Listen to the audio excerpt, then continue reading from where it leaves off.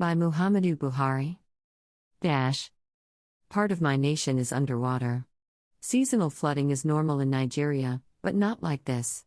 34 of the country's 36 states have been affected. More than 1.4 million people have been displaced.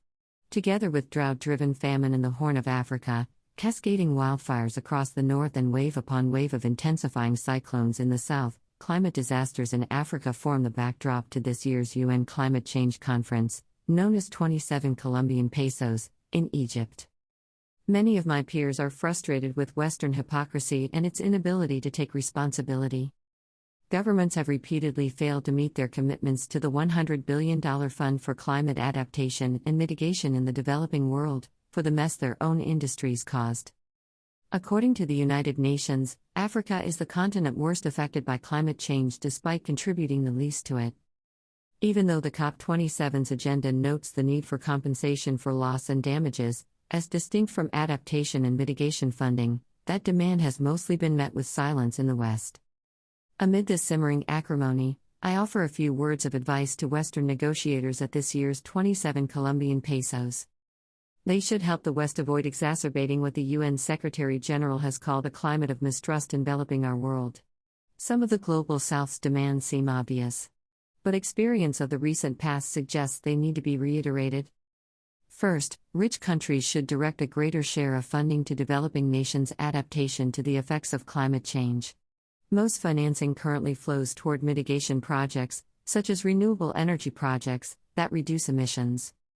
While such projects have their uses, far more money needs to go to helping Africa adapt to the effects of climate change, which seems only fair for a continent that produces less than 3% of global emissions. Africa urgently needs investment in adaptation infrastructure, such as flood prevention systems, to stave off the disasters that destroy communities and cripple economies. Second, don't tell Africans they can't use their own resources. If Africa were to use all its known reserves of natural gas, the cleanest transitional fossil fuel, its share of global emissions would rise from a mere 3% to 3.5%. We are not the problem. Yet the continent needs a reliable source of power if it is to pull millions of citizens out of poverty and create jobs for its burgeoning youth population. Africa's future must be carbon-free. But current energy demands cannot yet be met solely through weather-dependent solar and wind power. Don't tell Africa that the world cannot afford the climate cost of its hydrocarbons, and then fire up coal stations whenever Europe feels an energy pinch. Don't tell the poorest in the world that their marginal energy use will break the carbon budget, only to sign off on new domestic permits for oil and gas exploration. It gives the impression your citizens have more of a right to energy than Africans. Third, when you realize you need Africa's reserves, don't cut its citizens out of the benefits. In the wake of the Ukraine war, there has been a resurgence of interest in Africa's gas. But this impulse is coming from Western companies, backed by their governments, who are interested only in extracting these resources and then exporting them to Europe. Funding for gas that benefits Africa as well as the West is conspicuously lacking.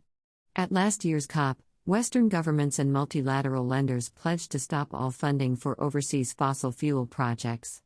Without these pools of capital, Africa will struggle to tap the gas needed to boost its own domestic power supply. Consequently, its development and industrialization will suffer. Donor countries don't believe in the developing world exploiting its own hydrocarbons even as they pursue new oil and gas projects within their own borders. Western development has unleashed climate catastrophe on my continent. Now, the rich countries' green policies dictate that Africans should remain poor for the greater good. To compound the injustice, Africa's hydrocarbons will be exploited after all, just not for Africans. Fourth, follow your own logic. Africa is told that the falling cost of renewables means that it must leapfrog carbon-emitting industries. At the same time, Western governments are effectively paying their citizens to burn more hydrocarbons. Lavish subsidy packages have been drawn up to offset spiraling energy bills. Meanwhile, Africa is the continent closest to being carbon neutral. It reserves the right to plug holes in its energy mix with the resources in its ground, especially when they will make almost no difference to global emissions. The Western countries are unable to take politically difficult decisions that hurt domestically. Instead, they move the problem offshore, essentially dictating that the developing world must swallow the pill too bitter for their own voters' palates. Africa didn't cause the mess, yet we pay the price. At this year's COP, that should be the starting point for all negotiations. At Views Exclusive Rights, Muhammadu Buhari, President, Nigeria, in article published on Washington Post September 11, 2022.